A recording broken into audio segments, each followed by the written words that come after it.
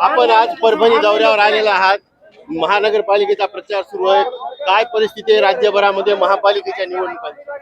महानगरपालिकेच्या ज्या निवडणुका लागल्या आहेत त्याच्यामध्ये एका बाजूला एक खूप दुःखदायक चित्र असं दिसते की 60 पेक्षा जास्त ठिकाणी बिनविरोध हे भाजपचे नगरसेवक निवडून आले। बिनविरोध जेव्हा नगरसेवक निवडून येतात तो एक लोकशाहीला धोका असतो, कारण तुम्ही निवडणूक प्रक्रियाच ही बायपास केली असते।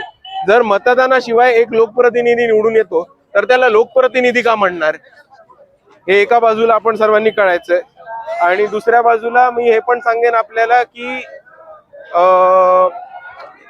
जेव्हा लोकप्रतिनिधी हा विदाऊट इलेक्शन निवडून येतो तेव्हा ती डेमोक्रेसी, लोकशाही, संविधान याला एका धोक्याचा आपण सिग्नल समजूया।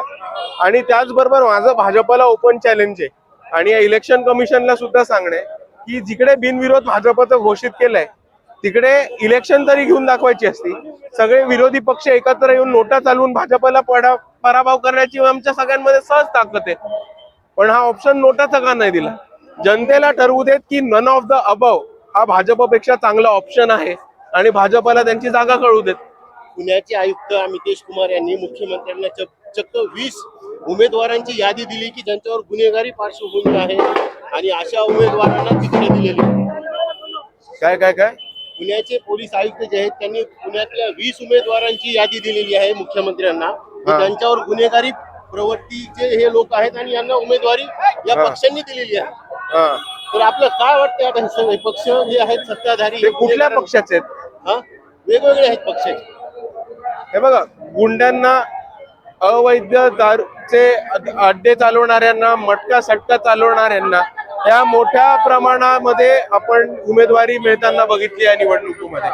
पण हे जेव्हा एका बाजूला आपण बोलतो तेव्हा आपण हे पण समजून घेतली पाहिजे की कार्यकर्त्यांची नाराजगी खूप मोठी होती कारण तिकीट नाही मिळालं।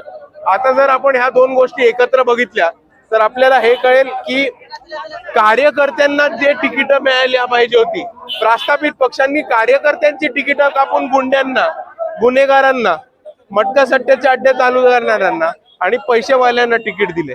पण हे चित्र तुम्हाला वंचित मध्ये दिसणार नाही। वंचित मध्ये कुठेही तुम्हाला नाराज घरी बसलेले किंवा नाराजांची मोठी यादी दिसणार नाही, कारण तळागाळातल्या तिकीट कार्यकर्त्याला तिकीट देण्याचं काम आम्ही केले आणि आमच्या पक्षामध्ये पैशाला नाही तर संघर्षाला तिकीट मिळतं।